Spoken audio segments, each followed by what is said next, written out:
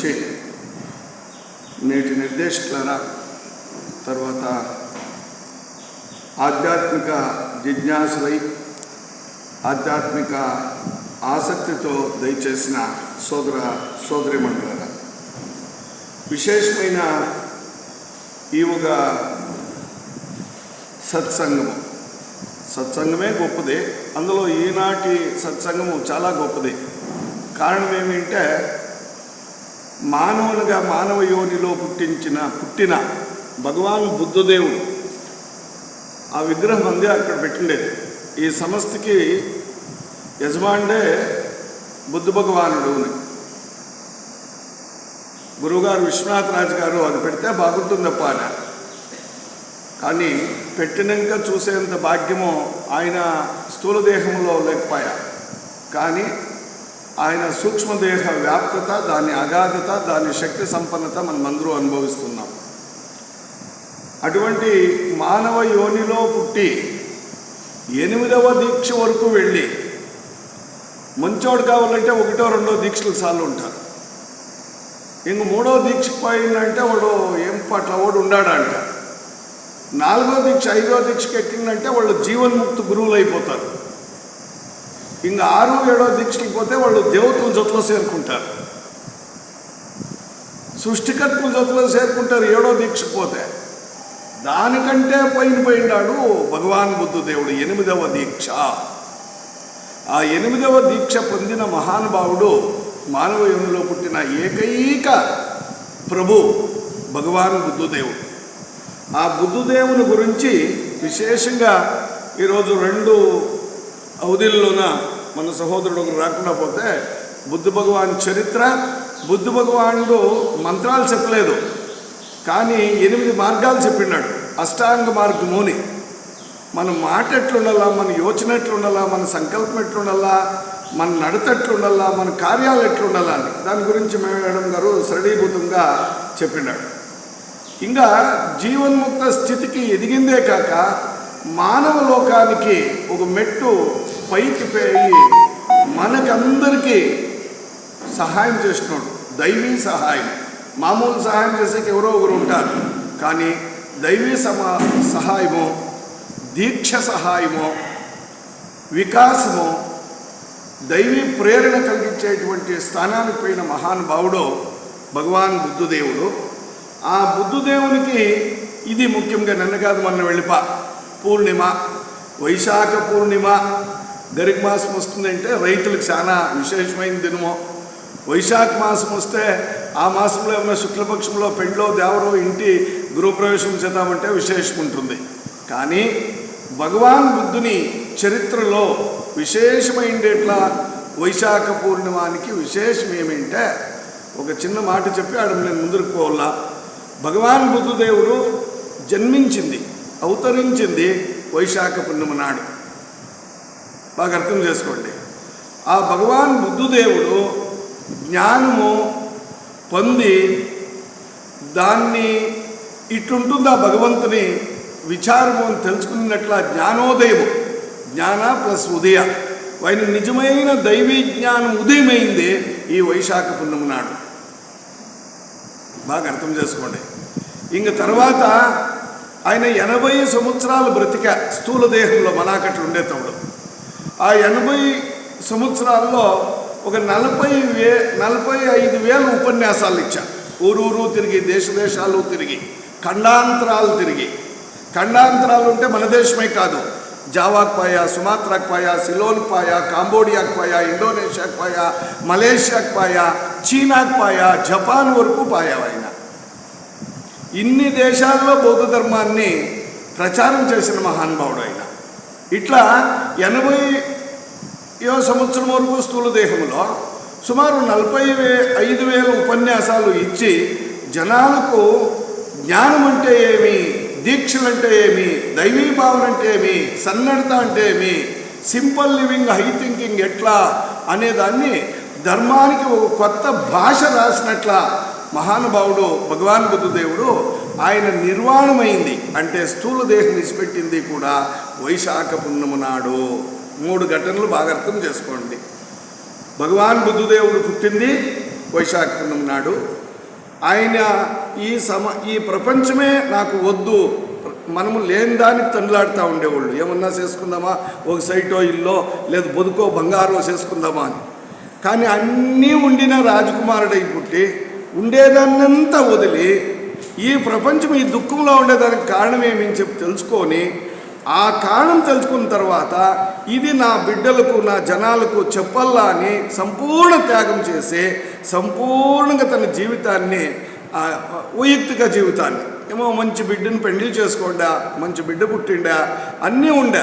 కానీ ఇవి నన్ను సంసారానికి బంధిస్తాయి, లిమిటేషన్స్. ఒక జైల్లో ఉన్నట్లే నేను ఒక సంసారంలో ఉండొచ్చు, కాకపోతే ఇంకా 2 రాజ్యాలు సంపాదించవచ్చు, ఇంకా పెద్దగా ఉండొచ్చు. కానీ ఈ ప్రపంచ మానవాళి ఉంది కదా, ఈ మానవాళి చాలా దుఃఖంతో ఉంది. ఆ వాళ్ళతో నుంచి పైకెత్తేట్లా పనిచేయాల. చూడండి ఎటువంటి సత్సంకల్పం వచ్చినో మహానుభావునికి, ఎవరికి? భగవాన్ బుద్ధదేవునికి. కాబట్టి దాన్ని చెప్పుకొని వీళ్ళంతా వెళ్ళినోడు మంచి వయసులో, యుక్త వయసులో పెండ్లి చేసుకునే బిడ్డ పుట్టే అంతా ఆయా. కానీ ఆయన 29 సంవత్సరాలకే ఈ సంసారం మీద విచారం మీద ఆయనకి జిగుప్స పుట్టాడు సార్. ఆ 29వ ఏడాది ఆయన వెళ్ళేసి ఆయన తపస్సులో పోయి, ఆ తర్వాత మేడం గారు చెప్పినట్లు ఆయన జ్ఞానోదయం అయిన తర్వాత ఒక 2 నెలలు ఎవరిని మాట్లాడలేదు, మౌనముగా. నాకు కలిగిండే జ్ఞానము అది సరిగ్గా ఉందా సరి లేదా, అది నలుగురికి చెప్తే వాళ్ళకు ఉపయోగమవుతుందా లేదా, అది సన్మార్గమా కాదా, అట్లా అనే దాన్ని మౌనంగా పాటించి యోచించి దాన్ని అనుష్ఠానం చేసి, ఓహో ఇది యుక్తమో ఇది అనుష్ఠాన యోగ్యమో అని తెలిసిన తర్వాత ఇంకా ముందు వస్తుంది కదా ఆషాఢము. ఆ ఆషాఢ పుణ్యం నాడు ప్రారంభం చేస్తాడంట, ఇది ప్రపంచానికి ఇస్తాము అని. అట్లా ఆయన 35వ సంవత్సరంలో ఆయన ప్రారంభం చేసి అది ఆ జ్ఞానం పొందిన తర్వాత 80 సంవత్సరాల వరకు, అంటే 45 సంవత్సరాలు ఆయన దేశాలంతా తిరిగి జనాలకి జ్ఞానాన్ని ఇస్తాడట. అటువంటి మహానుభావుడు. కాబట్టి వైశాఖ పుణ్యమే లేదా బుద్ధ పూర్ణిమే, వ్యాస పూర్ణిమే కూడా అంటారు దాన్ని. కానీ బుద్ధ పూర్ణిమ అనేట్లది ఈవుగా విచారంలో చాలా విశిష్టమైనట్లది. అది ఈ గురు పూర్ణిమ లేదా బుద్ధ పూర్ణిమ. ఇంకా కొంచెము రహస్యమైన విచారం ఏమంటే, ఆయన సంపర్కానికి వచ్చిన భార్య యశోధర, ఆయన దగ్గర స్నేహితుడు ఆనందుడు, చాలా నమ్మకస్తము దగ్గర పెట్టుకో ఉన్నట్ల ఆ చెన్న, వాళ్ళు కూడా పుట్టింది వైశాఖ పుణ్యం నాడే అంటారు. అంటే వైశాఖ పుణ్యానికి ఉండే మహత్వం మనం అర్థం చేసుకోవాలా. అటువంటి దైవీ భావన కలిగిండేట్లా అది ఈ వైశాఖ మాసంలో వచ్చేట్లా పుణ్యం నాడు పుణ్యము. ఇంకా ఆయన సంపర్కానికి ఎట్లా అంటే, ఆయన గురుమెక్కి ప్రపంచం అట్లా పరాడదామని పోతాడు కదా ఈ దృశ్యాలు చూసేదానికి. ఆ గురువు కూడా వైశాఖ పుణ్యం నాడే పుట్టింది అంటారు. అంటే ఎంత విశేషము, ఎంత సంబంధం ఉంది. అందుకే ఈ పొద్దు ఆ క్యాప్షన్ మీకు పాంప్లెట్లో ఫస్ట్ చూస్తానే, వైశాఖ పుణ్యమే మహత్వ. ఈ వైశాఖానికి ఈ పుణ్యానికి ఉండే మహత్వం, what is the importance of that Vaishakh అంటే వైశాఖ పుణ్యముని సింహళాలో జాస్తి చేస్తారు. సిలోన్ వాళ్ళు వైశాఖ్ అంటారు దాన్ని. ఆ వైశాఖ పుణ్యముని చాలా శ్రద్ధగా వాళ్ళందరూ కూడా చేస్తారు. అంతేకాక బౌద్ధ మతస్థులు ముఖ్యంగా దీన్ని ఒక పండుగ మాదిరిగా ఆచరణ చేసుకుంటారు. విశేషంగా ధ్యానం చేస్తారు, సత్కార్యం చేస్తారు, దాన ధర్మాలు చేస్తారు. అంతేకాక బౌద్ధ స్తూపుల్లో విశేషమైన కార్యాలు చేస్తారు. ఆ బుద్ధుని విచారము చాలా లేటెస్ట్ అయిన రిలీజియన్, ఇది చాలా బాగుంది అని చెప్పి మన థియోసాఫికల్ సొసైటీ వాంగ్మయంలో దీన్ని మనం తీసుకోండాలి. మన పెద్దోళ్ళు ఇట్లా బ్లవర్డ్స్కి ఆల్కాటో, ఆ బ్లవర్డ్స్కి ఆల్కాటో వాళ్ళు విదేశాల్లో పుట్టిన క్రైస్తవ మతంలో పుట్టిన వాళ్ళు బ్రహ్మజ్ఞానానికి వచ్చిన తర్వాత వాళ్ళకి అర్థమైంది ఏమంటే, బుద్ధుడు ఆ పైండే మార్గం ఉంది కదా, సామాన్య జనతలకి ఎటుకుతుంది దేవుడు, ధర్మం అనేది, దైవీ భావన అనేది, ముఖ్యంగా ఆధ్యాత్మిక విచారము అనేది. దానికి ఏమి జాతి మత భేదాలు లేవు, స్త్రీ పురుష లింగ భేదాలు కూడా లేదు, బీదోడు సాధోడు లేదా ఆ ప్రాంతం ఈ దేశం అనేట్లాది లేదు. అట్లా అని చెప్పేసి మన బ్రహ్మజ్ఞానం చెప్తా ఉంది. దాన్నే థియోసాఫికల్ సొసైటీ చెప్తా ఉండేది. బౌద్ధ ధర్మంలో కూడా ఏ జాతి మత విభేదాలకి వాళ్ళు గమనమీరు. అందుకే బ్లావట్స్కి ఆల్కాట్ సత్య లోపల వాళ్ళు కూడా బౌద్ధ మతీయులుగా పరివర్తన అయిపోతారు. ఆ తర్వాత మన Leadbeater Annie Besant, they are the 4 pillars of the Theosophical Society. మీకు తెలుసది. ఈ బ్రహ్మజ్ఞానం ఇంతంత ప్రవర్ధమానం కావాలంటే వాళ్ళు నలుగురు కూడా 4 స్తంభాలు. వాళ్ళు బౌద్ధ ధర్మం గురించి ఎక్కడెక్కడో ప్రచారం చేస్తారు. ఆల్కాటంతో సిలోన్లో పోయి బౌద్ధ ధర్మ స్కూల్స్నే వాళ్ళు ప్రారంభం చేస్తారు. ఇప్పుడు మన అడియార్లో, మనం పుణ్యక్షేత్రమైన అడియార్లో చూస్తే బౌద్ధ స్తూపాలు, బౌద్ధ మంటపాలు, కాక బౌద్ధ ప్రార్థన ఇవన్నీ ఉన్నాయి. దేశ విదేశాల్లో దీన్ని బాగా వాళ్ళు ప్రచారం చేస్తారు. ఎందుకంటే ఇది సరళీకరణంగా ఉంది. ఇందులో ఎచ్చుగా సంస్కృతి లేదు, ఎచ్చుగా కఠినము లేదు. ముఖ్యంగా ఉండండప్ప, అన్ని మంత్రాలు ఉన్నాయి. మంత్రాల ఉద్దేశం ఏమి బాగా చెప్పి నేను గర్వం పొందేదా? గురువుగారు ఒక మాట అంటా ఉండ్రి, మంత్ర ఉద్దేశమే వ్యక్తి మంచివాడు కావాలా అని. మంత్ర ఉద్దేశము వ్యక్తి మంచివాడు కావాలా అని. మంత్రం హీనమయ్యలేదు, మంత్రానికి మహాశక్తి ఉంది, నేను ఒప్పుకుంటాను అన్నమాట. కానీ మంత్రం ఉద్దేశమే చెప్పినవానికి మంచిది కావాలా, విన్నవానికి మంచిది కావాలా, చెప్పించిన వానికి మంచిది కావాలా. అట్లా అంటే సర్వే జన సుఖినో భవంతు లోకా సమస్త సుఖినో భవంతుని. మంత్రాలు నేర్చుకొని గర్వం పొంది అహంకారం వస్తే మంత్రం ఏమయ్యా పనిచేసా? కాబట్టి వ్యక్తి మంచివాడైతే మంత్రంతో పని లేదప్ప, మంచివాడు కావాలనే మంత్రాలు పెద్దోళ్ళు చేసింది వేదోపనిషత్తుల్లో. ఇది అవర్షన్ అయ్యి మీరు బాగా తెలుసుకుంటే అర్థమవుతుంది. బాగా చదివితేనే ఇట్లా అర్థమయ్యేది. ఏమప్ప అంటే ఈ మంత్రాలు చెప్పేది, యజ్ఞాగతులు చేసేది, అన్నీ చేసేది, చెడ్డ పనులు, చెడ్డ కార్యాలు, కుయుక్తులు పట్టుకుంటా ఉండేది. దీన్నంతా రోసిపోయి భగవాన్ బుద్ధుదేవుడు చూడప్ప అష్టాంగ మార్గం పెట్టుకోండా అంటే, మీరు మంచి మాట, నోట్లో మంచి మాట, ఉద్దేశం మంచిది, సంకల్పం మంచిది, చేసే కార్యాలు మంచివి, ఇవంతా ఉంటే మీకు మంచిదవుతుంది కదా. అట్లా అని చెప్పేసి ఆయన సరళీకృతం చేసి తెలియని వాళ్ళకి తెలిసిన వాళ్ళకి ఒక సమానంగా ధర్మం అంటే ఏమి, దైవీ భావన అంటే ఏమి అని చెప్పి తెలుసుకొని వచ్చారు. కాబట్టి విశేషంగా బౌద్ధ ధర్మముడు ప్రచారమాయ. మనలో ఒక మాట ఉంది మన వేదోపనిషత్తుల్లో, సత్యం వద ధర్మం చరాని.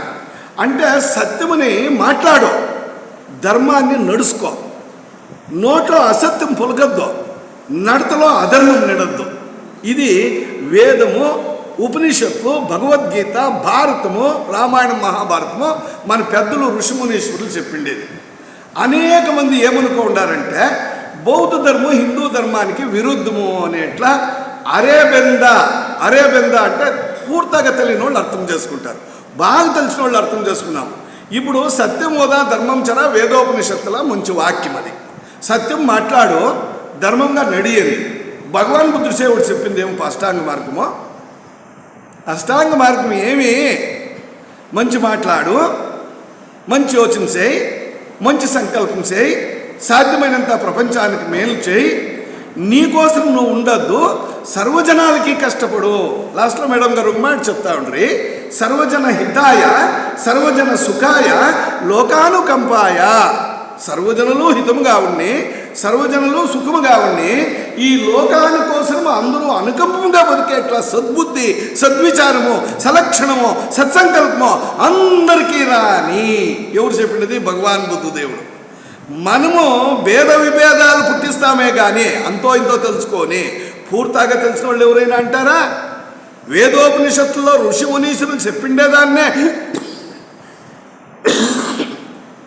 ఆధునికముగా భగవాన్ బుద్ధదేవుడు త్రిశీల అంటాడు, పంచశీలాలు అంటాడు. ఆ తర్వాత పాళీ భాష అంటే అప్పుడు ఇప్పుడు మనం ఎట్లా పూర్తిగా తెలుగు కాదు, కన్నడ కాదు, ఈ ప్రాంతంలో ఎట్లా మాట్లాడుకుంటా ఉన్నామో అందరికీ అర్థం కావాలన్న ఇట్లా వాడు మాట్లాడతాడు కదా. ఇది గ్రామ్య భాష అంటారు, జానపద భాష అంటారు, గ్రామ్య భాష అంటారు, తెలుసుకునే భాష మాట్లాడుతూ ఉండేది అంటారు. ఇట్లా ఆ కాలంలో ఉత్తర భారతం అంతా పాళీ భాష అని ఉండే. ఆ పాళీ భాషలో చెప్పే చూసేసావు ఆయన ఫేమస్ అయింది. ఎలా అంటే భగవాన్ బుద్ధదేవుడు జనర ఆడు భాషే అంటే జనాలకి ఏది ఇష్టమో, జనాలకి ఏది అర్థమవుతుందో అటువంటి భాషలో ఊరు పోయి పల్లెల్లోన వీధుల్లోన రచ్చపైన కూర్చొని ఈ ఒక ధర్మబోధన చేసినట్టు భగవాన్ బుద్ధదేవుడు. కాబట్టి అది హెచ్చుగా అప్పటికీ ప్రసిద్ధాయ అట్లా అని చెప్తారు. ఇట్లా సామాన్య జనాలకి అర్థం కావాలా, సామాన్య జనాలకి మేలు కావాలా. నేను కూడా అంతఃపురంలో సౌఖ్యంగా ఉండి నా భార్యాబిడ్డలతో రాజకుమారులు పుట్టించుకొని బతికితే అది పెద్ద బతుకు కాదు. ఏమోపా, ఇప్పుడు బుద్ధుడు మీ ధర్మానికి విరుద్ధం వచ్చినా బుద్ధుడు ఆయన ఏమన్నా హై లెవెల్లో ఉండాడా? అర్థం చేసుకునే దాంట్లో ఉండేదయ్యా. మహానుభావుడు విశ్వనాథరాజు గారు వేదోపనిషత్తులంతా ఆరితీరి తాగినవాడు. వాళ్ళ అప్పగారు రామాయణ మహాభారతం చెప్పినోళ్ళు. ఆయన థియోసాఫికల్ సొసైటీ మెంబర్ అయ్యి తాను ఒక వ్యవస్థ చేసి భగవాన్ బుద్ధదేవుని ఎందుకు ఇంత అంటా ఉండే అంటే సరళీకృతమో నీ వేదోపనిషత్తులో మహామంత్రము శ్రీ సూక్తం నాకు అర్థం కాలేదప్ప. అర్థం కానిప్పుడు నీలో వినయం ఉంటే, నీలో నేర్చుకోవాలని శ్రద్ధ ఉంటే, నువ్వు దానికోసము తెలిసిన ఒక జ్ఞాని దగ్గర పోయి తెలుసుకుంటే అట్లా జ్ఞానం పొందు అని చెప్పింది భగవాన్ బుద్ధదేవుడు. అర్థం చేసుకోకుండా అపార్థం చేసుకుంటే మన ఇంట్లో అమ్మ మీద దూరేస్తాము, అప్పన మీద దూరేస్తాము. అపార్థాలు చేసుకుంటే, అర్థం చేసుకుంటే ఏ ధర్మాన్ని ఏ అయోగ్యుడు దూషించుడు, ఏ ధర్మాన్ని ఏ మనిషి కూడా దూషించుడు. అంటే ఆయా కాల పరిస్థితిని బట్టి ధర్మాలు పుట్టినాయి, ఆయా కాల పరిస్థితులను పుట్టి మతాలు పుట్టినాయి, ఆయా కాల పరిస్థితులు పుట్టి మహానుభావులు పుట్టి ఆ కాలానికి తగినట్లుగా భగవంతుడు కృష్ణ పరమాత్ముడు భగవద్గీతలను విడిచాడు. యదా యదా హి ధర్మస్య గ్లానిర్భవతి భారత. ఎప్పుడెప్పుడు ధర్మం క్షీణమవుతుందో, అధర్మం తాండవాడుతుందో, ధర్మము ఇంక పైకి రాదప్పనేట్ల సమయంలో నేను సంభవామి యుగే ఏదో ఒక రూపంలో అక్కడ యేసుక్రీస్తునిగా పుడతాను, ఇక్కడెక్కడో జొరాస్ట్రియన్గా పుడతాను, అక్కడ భగవాన్ బుద్ధదేవునికి పుడతారు. మన హిందూ ధర్మంలో కూడా ఆయన్ని ఒక దశావతారాల్లో ఒక అవతారంగా స్వీకరిస్తారు కదా భగవాన్ బుద్ధదేవుణ్ణి. ఎవరో కొంచెము ఈ చౌకట్టేసుకో ఉండేవాళ్ళు అట్లా తెలుసుకుంటారు అంతే. ఎలా అంటే కొంచెం మీకు అర్థం కావాలా బుద్ధుడు ఎట్లా చెప్పారని చెప్పి వేదోపనిషత్తుల్లో అంటే సరళీకృతం చేసినట్ల మహానుభావుడు. అందుకే బౌద్ధ ధర్మమే అత్యంత వైజ్ఞానిక ధర్మము, అత్యంత మానవులకి సామాన్య మానవులకి ఎటుకెట్ల ధర్మం అని చెప్పి ఏ ఒక పంతాలకి దీన్ని సిద్ధాంతాలకి వీడి చేయకుండా సర్వమత సమ్మతంగా చేసినట్లు. కాబట్టి ఈ పొద్దు జాతక మత కుల రహితమై స్త్రీ పురుష విభేద రహితమై అన్ని తొట్లు కూడా ఇది పనిచేస్తూ ఉంది. అందులో కొన్ని భాగాలు క్షీణమైంది నేను ఒప్పుకుంటాను, కానీ కొన్ని భాగాల్లో ఈ ఒక మన థియోసాఫికల్ సొసైటీ ఈ బౌద్ధ మతంలో ఉండేట్లా మంచి విచారాలను తీసుకొని ప్రపంచవ్యాప్తంగా చెప్తా ఉంది. కాబట్టి మన ಮೊದಲನೇ ಪುಸ್ತಕ ಭಗವದ್ಗೀತೆ ಇದ್ದಂಗೆ ಥಿಯೋಸಾಫಿಕಲ್ ಸೊಸೈಟಿ ಸದಸ್ಯರಿಗೆ ಅಥವಾ ನಮ್ಮ ಬ್ರಹ್ಮವಿದ್ಯಾ ಸಾಧಕರಿಗೆ ಗುರುಗಳು ಮತ್ತು ಯೋಗ ಪಥದಲ್ಲಿ ನೀವು ಓದಾಗ ಈ ಬುದ್ಧನ ಅವತರಣ ಹೇಗಾಗುತ್ತೆ, ಬುದ್ಧಾವತರಣ ಮತ್ತು ಬುದ್ಧನ ಅವತರಣ, ಬುದ್ಧನ ಜನ್ಮ ಆಗೋದು ಬೇರೆ, ಬುದ್ಧನು ಜೀವನದಲ್ಲಿ ಪರಿವರ್ತನೆ ಆಗೋದು ಬೇರೆ, ಬುದ್ಧನು ಸಂಸಾರವನ್ನು ತ್ಯಜಿಸಿ ವೈರಾಗ್ಯವನ್ನು ತಾಳಿ ಏನೇನು ವಿಚಾರಗಳಾಯಿತು. ಬೆಳಿಗ್ಗೆಯಿಂದ ಮೇಡಮ್ನವರು 2-3 ಕ್ಲಾಸ್ ಅನ್ಕೋಬೋದು, ಅದನ್ನೇ ಹೇಳ್ತಾ ಇದ್ದಾರೆ. ಇಡೀ ಬುದ್ಧನ ಜೀವನವನ್ನು ನಮ್ಮ ಮುಂದೆ ತೆರೆದಿಟ್ಟಿದ್ದಾರೆ. ಆದರೆ ಈ ವೈಶಾಖ ಹುಣ್ಣಿಮೆಗೆ ಬಂದಾಗ ಆವತ್ತಿನ ವಿಶೇಷ ಏನಪ್ಪ ಅಂತಂದರೆ ಹಿಮಾಲಯ పర్వతಗಳು. ఆ హిమాలయ పర్వతాల్లో ఉత్తర దిశ, మనం దక్షిణ దిశలో ఉన్నాము. ఆ హిమాలయ పర్వతాల్లో ఉత్తర దిశ అంటే ఆ తొట్టు చైనా దేశం తొట్టు, టిబెట్ చైనా, మన నేపాల్ దగ్గర లాసాపట్నం అని ఒకటి వస్తుంది, ఒక 400 మైలీలు. అక్కడ ఈ వైశాఖ థియోసాఫికల్ సొసైటీ పెద్దవాళ్ళు కొందరు కోనుకుంట్లు చింతామణికి వచ్చినారు, అర్థం చేసుకోండి. అక్కడ ఒక మైదానం ఉంది. ఆ మైదానంలో ఈ వైశాఖ పున్నమి నాడు ఒక సంస్కార కార్యము జరుగుతుందమ్మా, దీక్షా కార్యం. అది ఏడాది జరుగుతుంది. ప్రతి ఏడాది వైశాఖ పున్నమి నాడు అక్కడ మనం నమ్ముకో ఉండేట్లా శ్వేతర్షి సంఘము అంటే ఋషి మునీశ్వరులు సనత్ కుమార్తో ఇంకా విడిచి భగవాన్ బుద్ధదేవుడు, మైత్రేయుడు, ఇంకా దిగు ఉండేట్లా సూక్ష్మలోకాల్లో ఉండేట్లా అట్లా ఋషి మునీశ్వరులంతా ఆ పొద్దు దర్శనమిస్తారు వైశాఖ పున్నమి నాడు. ముఖ్యంగా ఆ పొద్దు 8వ దీక్షలో ఆయన ఉంటే 7వ దీక్ష పొందిండే ఎట్లా మైత్రేయులు రాజదండం ఎత్తుకొని ఆ పొద్దు వైశాఖ పున్నమి నాడు ఆ యొక్క ప్రదేశంలో అందరికీ బోధ ఇస్తాడు. ప్రపంచంలో మైత్రేయులు రామాయణంలో వస్తుంది, భాగవతంలో వస్తుంది. మైత్రేయులు ఎవరు అని చెప్పి మన థియోసాఫికల్ సొసైటీలో శ్వేతర్షి మహాసంఘంలో ఆయన మహానుభావుడు. ఇంకా ముందుకు పోయి కృష్ణుడు మైత్రేయుడే అంటారు. ఇంకొక జాగాకి పోయినప్పుడు ఆయన కృష్ణుడాయా దాన్ని పైకెత్తా అట్లా అని చెప్పి ఎప్పుడెప్పుడు ధర్మం క్షీణమవుతుందో మైత్రేయులు తానే ఒక అవతారంగా వచ్చి ప్రపంచాన్ని కాపాడేట్ల లక్షణాలు ఉన్నాయి. మనకి ఎటకందానికి కొన్ని సత్యాలు అసత్యాలు అయ్యేలారు. ఈనాటి మానవ వర్గంలో కూడా ఆ వైశాఖ పున్నమి నాడు అక్కడ కొందరు చేరుకుంటారు. ఆ సాధన చేసిండే ఎట్లా వాళ్ళు స్థూల దేహంలో ఉండి గురువుగారు ఆరుగారు చెప్తా ఉంటారు, ఈ ప్రపంచంలో అన్ని దిక్కుల నుంచి అంటే ఆ విశాఖ వ్యాలీ లేదా వైశాఖ పున్నమి జరిగేట్ల జగాకి ప్రపంచంలో అన్ని దిక్కుల నుంచి ఆధ్యాత్మిక సాధకులు ఇటు సూక్ష్మ దేహాల్లోనా పోతారు, స్థూల దేహాల్లోనా పోతారు. అట్లాంటివి ఏమిటంటే మనట్లా వాళ్ళు ఏమో కొందరు జాస్తి బాగా ఆధ్యాత్మికంలో ఉండి నిస్వార్థంగా బతికి ప్రపంచ క్షేమం కోసము బాట పడుతూ ఉండేట్లా వాళ్ళందరూ కూడా ఆ రోజు అక్కడ చేరుకుంటారట. ఇంకా ఋషిమునీశ్వరులు కూడా ఈ పొద్దు బుద్ధ భగవాన్ దర్శనం అవుతుంది అని చెప్పి వైశాఖపట్నంలో చేరుకుంటారు. అందుకే ఆ ఉత్తర దిశకి వైశాఖ పున్నమి నాడు కనిష్టము గళికలు ఇస్తారు.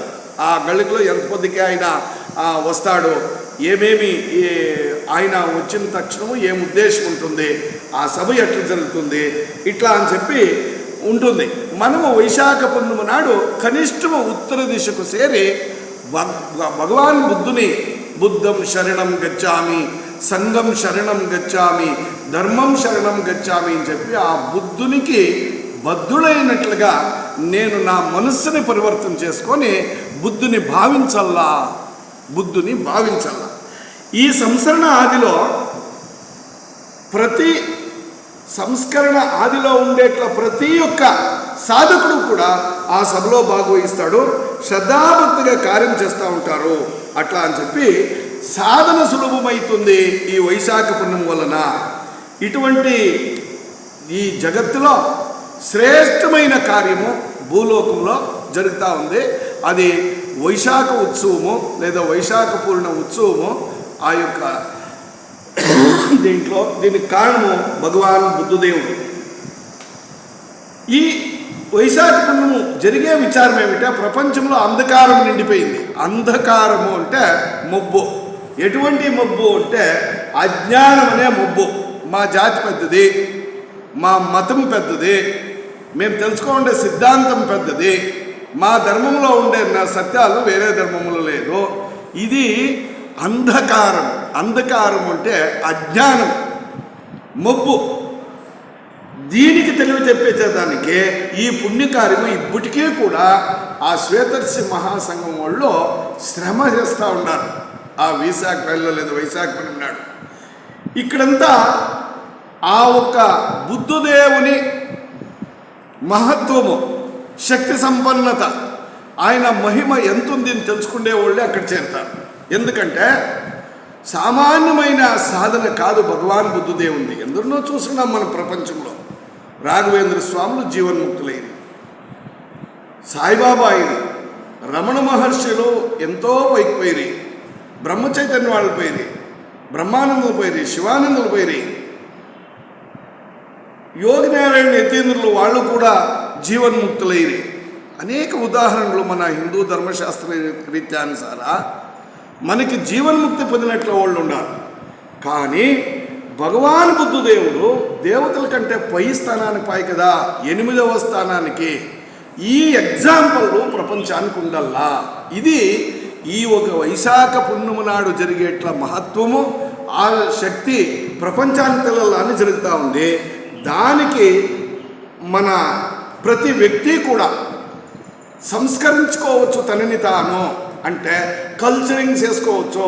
అంటే ఏమి, నాలో ఉండే దోషాలని నువ్వు చెప్పే పనిలే, నాలో ఉండే దోషాలని నేను తగ్గించుకొని క్రమేణా దాన్ని నిర్నామం చేసుకొని త్యజించి నేను ఒక దినము మంచివాడేదానికి సాధ్యముంది, వికాసం దావులో నేను నడవచ్చు, బుద్ధతత్వము నేను పట్టుకోవచ్చు అని చెప్పి ఆ భగవాన్ బుద్ధదేవుడు ఆయనకు అన్నీ ఉండే, ఆయన్ని పీడించారు.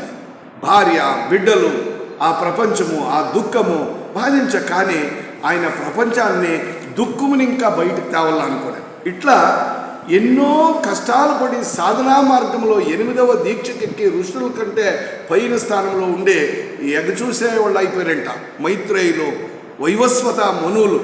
ఆ మనువులు మన ప్రజాపతుల్లో చాలా ఇప్పుడుండే అందుకే వైవస్వత మన్వంతరే కలియుగే ప్రథమపాదే జంబుద్వీపే అని ఒక సంకల్పం ఉంది మన హిందూ శాస్త్రాన్ని రీత్యా. ఇప్పుడు ఉండేవాళ్ళు వైవస్వత మనువులు. ఆ వైవస్వత మనువులకు కూడా పైకి పోయినాడు భగవాన్ బుద్ధదేవుడు. దీనివలన మానవ వికాసము సాధ్యము. ఎగ్జాంపుల్ భగవాన్ బుద్ధదేవుడు, ఒక మానవుడు ఆ స్థానానికి, అంటే గురువులు జ్ఞానములో దేవతా స్థానానికి పోయే సాధ్యం ఉంది. ఎవరు పోలేదు అట్లా, ఆ స్థానానికి ఎవరు పోలేదు. ఇప్పుడు నేను చెప్పాలంటే మీకు ఎగ్జాంపుల్లో 830 కోట్ల జనాభా ఉంది మన ప్రపంచంలో. అంతింత కాదు, ఎందరు ఉన్నారో మన 6 ఖండాల్లో 830 కోట్ల మంది ఉన్నారు. మన భారతంలోనే 140 కోట్లు దాటింది జనాభా. ఎవరైనా ఒక్కరు నిస్వార్థముగా ప్రపంచము క్షేమం కోసము, బీదోళ్ళ కోసము, బిడ్డలు అందరూ సరిసమానంగా ఉండాలప్ప, నా జీవనం త్యాగం చేస్తాను, నా అధికారం త్యాగం చేస్తాను, నేను నిస్వార్థంగా బతికి ప్రపంచంలో ఆ భగవంతుని ఒక కృపని అందరికీ అనుగ్రహించేట్లుగా నేను సాధన చేస్తాను అని చెప్పి పైకి వస్తూ ఉండాల. అందుకే భగవంతుడు ఆ భగవద్గీతలో అంటాడు, ఎందరో ఒక్కరు, కోటికో నూటికో ఎన్ని వేలకో, ఒకరు జిజ్ఞాసుకులు, ఒకరు యోగులు, ఒకరు భక్తులు, ఒకరు జ్ఞాని, అట్లా ఎవరో ఒకరు పుడతారయ్యా. ఆ ఒకరిలో ఒకరు నన్ను తెలుసుకునేదానికి సాధ్యమవుతుంది, అందరూ తెలుసుకునేదానికి సాధ్యం లేదు. ఇది భగవాన్ బుద్ధుని యొక్క మహత్వము. అన్నీ ఉండా, అన్నీ వదిలా, కానీ వదిలింది ఏంటి మేడం గారు తను పదే చెప్తా ఉన్నది. తన కోసం కాదు, నేను సాధన చేసి నేను ముక్తి పొందాలా అని కాదు. సామాన్యంగా మనవాళ్ళు కొందరు తప్పులు చేస్తుంటాడే, ఏం చేస్తాడు, నాకు ముక్తి కావాలా, నాకు మోక్షం కావాలా. లౌకికంలో ఉండేవాళ్ళు ఏమంటారో, నాకు సైట్ కావాలా, నేను ఇండ్లు కట్టాలా. ఆడవాళ్ళు అయితే ఏమంటారో, నాకు నెక్లెస్ కావాలా, నా బిడ్డలకి ఇంక 2 బట్టలు సొమ్ములు చెప్పేయాలా. మగవాళ్ళు అయితే ఏమంటారో, నేను ఇంక 2 సెటిల్ చేయాలా, నేను ఒక 10 ఎకరాల భూమి. ఇదే కదా మనలో ఉండేదే. కానీ ఈ రెండుకి అతీతమయ్యే, అంటే మానవ ఆశ కంటే ఇది పాయ, లౌకిక ఆశ పాయ. అలౌకిక ఆశ ఎవరో గడ్డలు ఇడుచుకొని హిమాలయ పర్వతాల్లో ఆశ్రమంలో ఉంటారు లేపో అనుకుంటే వాళ్ళకేముంటుంది, నా ఆశ్రమం అందరికంటే బాగా కావాలా, నా ఆశ్రమంలో ఇంకంత సాధన రావాలా, దిక్కుల్లో పేపర్లో వచ్చేయాలా, టీవీల్లో రావాలా, జనాలు విశేషంగా రావాలా. ఇది లాస్ట్కి ఇంకా అదీ లేదప్ప అనేట్లా వాళ్ళు నిర్లిప్తంగా ఉంటారు కొందరు ఋషిమునీశ్వరులు. వాళ్ళకు ఒక ఆశ ఉంటుంది. అదేమింటే అది స్వార్థమే అంటాడు భగవాన్ బుద్ధదేవుడు. ఏమింటే నేను ముక్తి పొందల్లా, మోక్షం పొందల్లా. జ్ఞానము చెట్టు చివరికి పోయినప్పుడు a theosophist does not live for himself అనేది ఆడ. ఒక జ్ఞాని అయినోడు, ఒక బ్రహ్మజ్ఞాని అయినోడు నా కోసం నేను ముక్తి పొందల్లా అనుకునేది తప్పు. భగవాన్ బుద్ధదేవుడు ముక్తి పొందేట్ల అవకాశం పొంది దేవతలు వచ్చినంట పుష్పక విమానంలో, నిన్ను స్వర్గానికి తీసుకుపోతాము అని. అప్పుడు చెప్పినంట ఆయన, ఈ ప్రపంచంలో ఒక దుఃఖితుడు అంటే ఎవడో సఫరర్, నొప్పులో దుఃఖములో బీదోడు కష్టపడతా ఉండే వరకు నాకు మోక్షం వద్దు, నాకు ముక్తి వద్దు, అంతవరకు వీళ్ళతో పాటుపడాలా అని చెప్పి మన కోసం ప్రతిదినము సత్సంకల్పాలు చేసి ధ్యానం చేసి దీర్ఘ తపస్సు చేస్తూ ఉండేట్లా మహానుభావుడు నేటికి కూడా 2600 సంవత్సరాలైన భగవాన్ బుద్ధదేవుడు ఆయన ఉద్దేశం ఒకటే, ప్రపంచము దుఃఖముని ఇంకా తప్పించుకోవాలా, అజ్ఞానముని ఇంకా తప్పించుకోవాలా, సన్మార్గంలో నడల్లా, సోదరత్వంలో ఉండల్లా, అందరికీ శాంతి నిర్వాణము దొరకల్లా, ఈ ఉద్దేశంతో. అందుకే ఏడాదికి ఒక దినము ఆయన ఆ పర్వతాల్లో కనిపించుకుంటాడు, అట్లానే ఉంటుంది. ఇంకా ఆ బుద్ధావతారణం గురించి మన హిందూ ధర్మంలో కొంచెము రాస్తారు, కానీ ఈ అవతారాన్ని హెచ్చగా రాసేళ్ళదు. ఆ చైతన్యాన్ని, భగవాన్ బుద్ధంలో ఉన్నట్ల చైతన్యము శక్తిని తెలుసుకున్నట్ల వాళ్ళు కొందరు చెప్తారు. ఒక కాలంలో ధర్మము క్షీణమైనప్పుడు సాక్షాత్ పరమేశ్వరుడే శంకరాచార్యులుగా ఉద్భవించారు. శంకరాచార్యులుగా ఉద్భవించేదానికి కారణం ఏమి అంటే, మనోళ్ళు ధర్మాన్ని అధర్మము రీతిగా ఆచరణ చేశాక శురువు చేశారు. పెద్దోళ్ళు చెప్పిన మాటల్ని నేను అప్పుడే చెప్తే అర్థం కాకుండా అపార్థం చేసుకొని ఆచరించితే అవి చెడిపోతాయి. అప్పుడు ధర్మము కిలమవుతుంది, నాశనం అవుతుంది, ధర్మజ్ఞాన్ని కలుగుతుంది అని పరమేశ్వరుడే శంకరాచార్య